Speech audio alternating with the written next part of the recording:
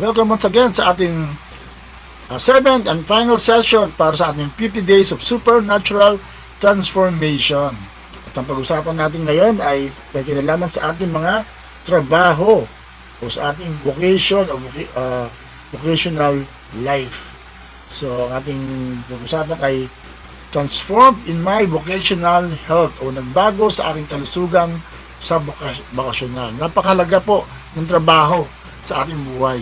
Napakalaga na ito ay ating bibigyan din ng spiritual significance. Kumbaga, hindi lang po ito nakahiwalay sa ating spiritual life, kundi bahagi mismo ng ating pagiging Kristiyano. Sabi nga ng Colossians 3:23, whatever you do, work at it with all your heart as working for the Lord, not for men. Lahat daw ng ginagawa natin. In fact, sabi pa nga sa ibang version sa ibang verse, kahit ang ating pagkain o pag-inom ay gawin natin to para sa Panginoon. So, meaning to say, yung ating lahat ng ginagawa, lalo nga ang ating trabaho, ay dapat ay may kinalaman din sa ating pagmamahal at paglilingkod sa Panginoon. Dahil nga, working is not all about money, di ba? Hindi lang ito pagkita ng pera. Sabi nga ng Matthew 16:26, what profit is it a man if he gains the whole world and loses his own soul? Bakit kumita ka ng napakaraming pera, pero kung hindi naman tama ang karakter mo, hindi naman tama ang yung relasyon sa Diyos, una, ay baliwala lahat ito.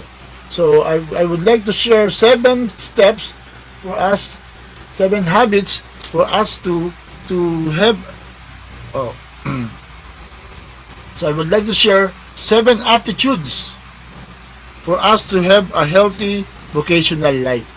O itong mga pag-ugali na dapat nating gawin o dapat na mayroon tayo upang maging maganda ang ating vocational life. Yan, 7 biblical attitudes for a healthy work life.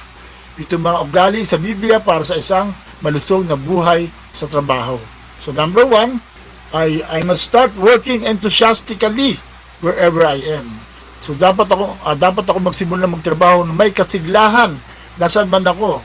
Ano mang trabaho 'yan? Kahit ikaw ay nasa bahay, nasa opisina, nasa eskwelahan, wherever you are, ito man ay attorney ka, ikaw man ay janitor, ikaw man ay naglalabas ng mga damit o naghuhugas ng pinggan sa tahanan, sabi ng Bible, gawin daw natin ito nang may kasiglahan, ng may enthusiasm, ng may saya, hindi sa pipilitan, kundi ito ay talagang ginagawa natin ng may kagalakan sa ating puso. Dahil nga po, ibig sabihin ng enthusiastically ay yung ang Diyos ay nandoon. Ibig sabihin ng enthusiastically ay Theos, diyaran niyo sa salitang entheos na kung ibig sabihin ay ang Diyos ay nandoon sa ating ginagawa. So, paano ba tayo magkakaroon ng ganitong attitude na tayo po ay magiging enthusiastic sa ating ginagawa? 3 bagay po ang ating dapat na tingnan para tayo po ay magkaroon ng kasiglahan. Number 1, dapat natin maisip ng ating trabaho ay pagsubok. This is a job test from God. Ito ay isang pagsubok sa trabaho mula sa Diyos. So, ibig sabihin the Lord is looking at our work, our quality of work, dahil nga ito ay basihan ng Diyos kung paano niya tayo pagpapalain later on.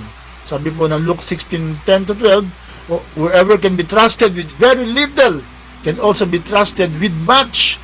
So if you have not been trustworthy with someone else's property, who will give you property of your own? So napakalaga na ano man ang ginagawa mo, malit man yun malaki, ay dapat gawin natin ito ng may kasiglahan. Because number 1, primarily, God is looking at us. Pangalawa, ang Diyos ay nagmamatsyag. Ito nga yun, di ba? God is working, is looking, maring yung boss mo hindi nakatingin, maring hindi wala nakakita sa iyo, pero ang Diyos nakikita tayo.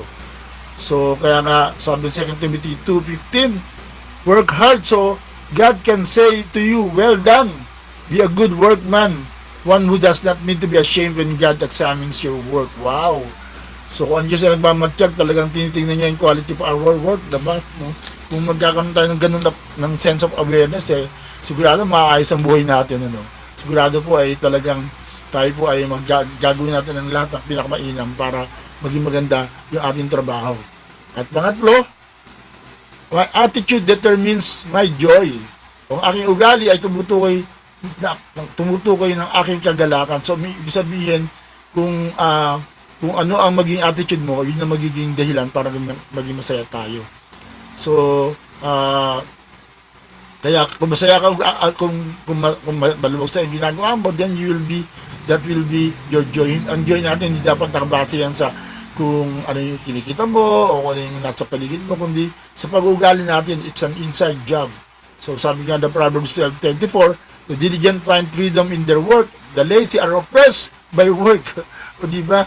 So yung mga tamad hirap na hirap sa trabaho, pero yung mga masisipag daw nasisiyahan, they find freedom in their work. So never be lazy in your work, but serve the Lord enthusiastically. So wag daw tayong maging tamad sa ating trabaho, kundi tayo po ay maglingkod na naglilingkod tayo sa Diyos ng masaya. At lahat na masaya, magsabi ng Amen. So, number 1 ay tayo po ay maglingkod ng Diyos ng may kasilahan o enthusiastically.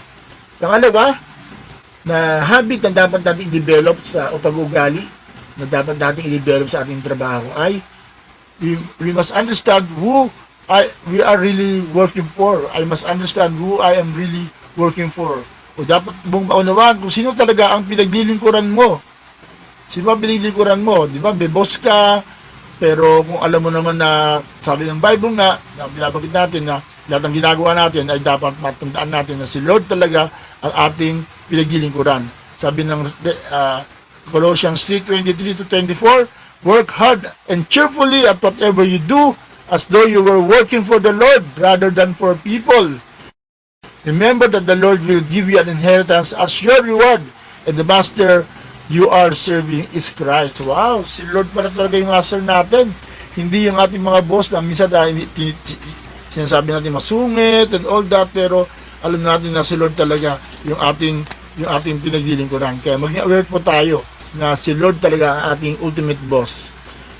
Amen? So, pangatlo, I must concentrate on building my character. Sa trabaho, mahalaga, hindi lang yung kumita, hindi lang ikaw yung talagang marami kang accomplish, kundi ma-develop ang iyong character. Dapat ako mag-concentrate sa pagtataguyod ng aking ugali. Sana po sa lahat ng ginagawa natin, ang nade-develop talaga, yung magandang pag-ugali. Kasi nga po, if you're looking for promotion, if you're looking forward naman sa you will have a better job, magiging basihan po ng promotion natin yung ating ugali towards our job, yung ugali natin towards other people, kung paano tayo nakasama, kung anong ating kung paano natin ginagawa sa bagay na ito ba galing sa puso o talagang napipilitan ka lamang. So malaga na talagang maging magandang attitude natin. Diba? Hindi, kaya nga napakalaga na tayo masaya sa ating ginagawa at talagang maganda pa rin pag-uugali natin. Regardless kung ano man ang kondisyon ng ating trabaho, regardless kung sino mga kasama mo, ang malaga ikaw ay nagkakaroon ng magandang character. And everyone say, Amen and Amen.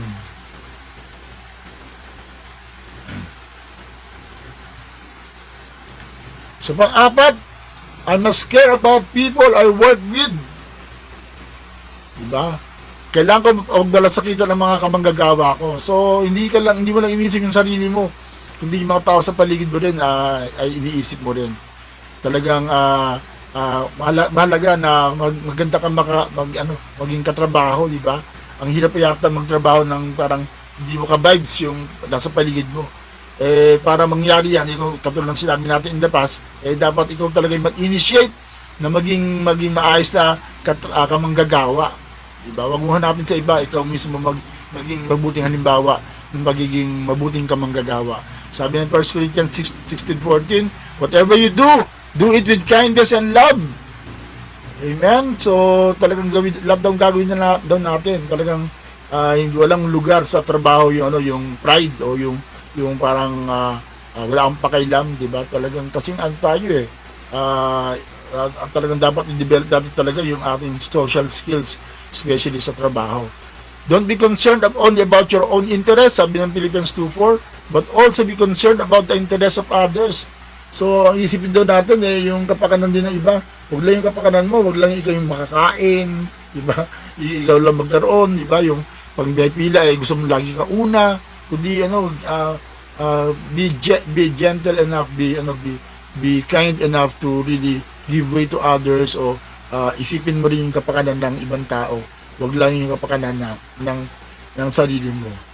And everyone say, Amen and Amen. Ano pa sabi ng Ephesians? Always be humble and gentle. O, di ba? Be patient with each other and make allowance for each other's faults because of love. Wow! Ephesians 4:2. No, talagang ito sabi, always hindi lang yung nasa mood ka o wala ka sa mood, wala sa trabaho, hangga't maaari hindi mo pinaglalaban yung yung karapatan mo and all that. You always have a Christian attitude of being humble and gentle at maging patient sa iba at talagang pagbibigyan iba kahit na sila nagkakamali. You will be Christian enough to really make allowance for others. Dahil tayo rin kailangan din natin yan. Amen? So number 5. Ito, napakahalaga dito. Kung gusto mo talaga magkaroon ng healthy work life, one of the best attitude that we need to do is we must exceed what is expected of us. Dapat lumabas tayo kung ano ang inaasahan sa atin o sa akin, di ba? Yung kung kapag ikaw ay sinabi na magtrabaho ng ganitong trabaho, lalagpasan mo pa yon, hihigitan mo pa. Sabi nga pa ng Colossians 3:22, servants, do what you're told by your earthly masters and don't just do the minimum that will get you by. Do your best. Yan, di ba? Huwag daw yung minimum lang, huwag yung lang kung ano yung inaasahan sa iyo, kundi higit pa sa inaasahan sa iyo. Dahil nga yun talaga yung napapansin. Kaya nga, kung ang mga tao ay ganun lang ginagawa, para umakaangat ka talaga agad, gawin mo yung mga bagay na higit pa sa inaasahan sa iyo. Kahit hindi ka kailangan mag-overtime, mag-overtime ka para lang magawa mo yung trabaho mo, something like that. Yung talagang, you will, yung lahat ng gagawin mo may excellence, diba? Because you want to do your best. At sabi nga ng Matthew 5:41, ang tawag yan ng extra mile. Yung if anyone extra mile attitude. If anyone requires you to go 1 mile, go 2 miles and with him. Diba? Yung isang milya lang hinihingi sa'yo, tapos pero ang bibigay mo sa kanya, 2 milya pa. Diba? Parang, kaya ayan yung ganito mga manggagawa na talagang sarap trabaho. Diba? Hindi lang yung basta magawa lang. Hindi talagang they will do your best. So sa atin din po as Christians, dapat tayo mga Christian pick up the best workers around kasi meron tayong ganitong mga mindsets, dapat meron tayong ganitong ugali at talagang kung paano tayong tinuturuan ng Bible na talagang we will do our best even for our earthly masters because we're serving our God na as if siya talaga yung pinaka boss natin dito sa lupa. Talagang wow, talagang ang mga Kristiyano ang angat sa mga promotion at sa trabaho natin, kahit anong trabaho man yan, sa bahay man yan, whatever, sa barangay man yan, o saan man, pag ginagawa mo ang the best, that's a Christian attitude, Christian like, Jesus like yan na sabi nga ng Bible, doon matataas ang Panginoon, di ba? They will see your good works and they will glorify our Father which is in heaven. Wow, and everyone say Amen and Amen. At pang-anim, I must expand my skills with continual learning. Yan, dapat po patuloy tayong nag-aaral. Dapat kong palawakan ng aking mga kasanayan sa pamamagitan ng patuloy na pag-aaral. Hindi kayo hinto. Yan, lahat ng ating ginagawa ay dapat ay laging magbibigay ng mas lalo pa karunungan. Kaya pag nababasa ka ng libro, nakikinig ka ng mga sermon, ng mga seminars, yan lahat ba? Tinatanong ko yung mga professional hindi sila tumitigil sa pag-aaral kahit ng mga teacher na sila, nag-board exam na, meron pa rin sila mga seminar, continual upgrading, kahit mga nurse, mga doktor, at kami yung mga pastor, hindi kami huminto sa pag-aaral kasi talagang kailangan talaga na tayo ay lalo pang natututo kasi nga isang bagay na dapat natin tanggapin as reality ang mundo ay nagpapatuloy na umiinog, di ba? Hindi umihinto. Di ba? Mas maraming mga bago ngayon talagang makakalaman na dapat natin tayo mismo ay dapat aware pa rin. Sabi nga ng isang verse sa Bible, sa Ecclesiastes 10:10, if the axe is dull and its edge unsharpened, more strength is needed, but skill will bring success. Yan. So, kailangan na you sharpen the axe o sharpen the saw, na dapat talagang hinahasa mo ang sarili mo para ikaw ay mas maging magaling pa. Kaya pag ikaw nagbabasa ng Bible o nagbabasa ng mga libro, ito ay pagpapahasa ng yung skills. Kung ikaw ay panood mo ng YouTube, natututo ka, di ba? Kaya nga, kursado ngayon, maraming mga learning sa YouTube, kahit pagluluto, di ba? Makakatulong sa atin yan na talagang ikaw ay mas maging magaling sa anumang bagay. At kaya nga sa pagtuturo ng Bible, hindi lang yung basta maituro lang, kundi talaga you will do your best para ikaw nga ay talaga maging the best that you can be. Ako nga, bilang pastor umatin pa ako ng seminar na para lalo ako mahasa pa, para talaga mas ma-develop pa. I really wanted to be the best that I can be, as the Lord wanted us to be the best that we can be. Amen? Meron pa tayong improve. The biggest room in the world is the room for improvement. Yan. So, mag-improve po tayo, lalo ngayon sa taong ito. Lalo pa tayo maging the best that we can be. At panghuli, wow, I must dedicate my skills, my work to be used for God's purposes. Yan. I must dedicate my work to be used for God's purposes. Dapat kong ilaan ang aking gawain na magamit para sa mga layunin ng Diyos. Wow! Diba? Lahat natin ginagawa ay para sa layunin ng Diyos. Nagtatrabaho ka, hindi lang para kumita, kundi para magamit din sa layunin ng Diyos. Na lahat ng profession mo, that should add up to the kingdom purposes. Amen? Diba? Talagang yung trabaho mo dapat sumuporta sa gawain pa rin ng Diyos. Hindi maging kalaban. Ang problema sa maraming Kristiyano naging kalaban yung trabaho. Dapat nga maging advantage natin yun. Dahil kung nasan ka, ikaw ang gagamitin ng Diyos para maabot ang mga tao sa lugar na yan, sa mga trabaho, sa mga office na yan, or wherever you are. Sabi ng Proverbs 16:3, commit your work to the Lord and then your plans will succeed. Yan. So, kapag lahat ng ating trabaho, bibigay mo sa Panginoon, then lahat ng plano mo itatagumpay at gagamitin pa ng Diyos wherever you are. Dahil nga sabi ng 2 Corinthians 5:20, we are Christ ambassadors. Kahit nasaan ka, ikaw ang representative ng Panginoon. Sa opisina, sa eskwelahan, sa bahay, sa barangay, o sa street na pinalalagyan mo, ikaw ang representation ng Panginoon. Kaya kung ano nakikita nila sa iyo, that will represent Christ in your life. Sa nawa ay talagang tayo ay maging the best that we can be, na talagang sa ating trabaho, sa ating calling, sa ating mga ginagawa sa pang-araw-araw na buhay ay talagang ang Diyos pa rin ang manalwalhati. Kaya I want to pray for you na talagang nawa ay talagang ay gamitin ka ng Panginoon saan man ka trabaho o wherever you are involved, kahit sa bahay yan, gamitin ka pa rin ng Panginoon. Let's pray. Father God, salamat po sa oras na to. Salamat po na bawat sa po sa amin pwede mo gamitin wherever we are, Lord. Kaya yung aming mga secular work, Lord, aming mga lugar na pinilalagyan ay lugar pa rin ng mission field, O God, na kung saan nga magagamit mo kami to represent you, O God. Kaya Lord, una, sa aming mga trabaho nawa kami maging the best that we can be. Sa aming mga trabaho, Lord, kami po ay tunay na maging excellent upang ikay maluwalhati sa aming mga buhay, Panginoon. At saan man kami padala, Lord, may we represent you by being a good testimony and by sharing the gospel boldly saan man kami nandoon, Panginoon, because we can reach those people wherever we are through your power, of God. Kaya salamat sa Panginoon. Pagparami mo po ang bawat sa nawa ay patuloy kami matuto, patuloy kami lumago, at patuloy mong gamitin ang aming trabaho para sa iyong kalwalatian. Ito po ang aming dalang sa pangalan ni Jesus. Amen and amen. Wow! So, praise the Lord.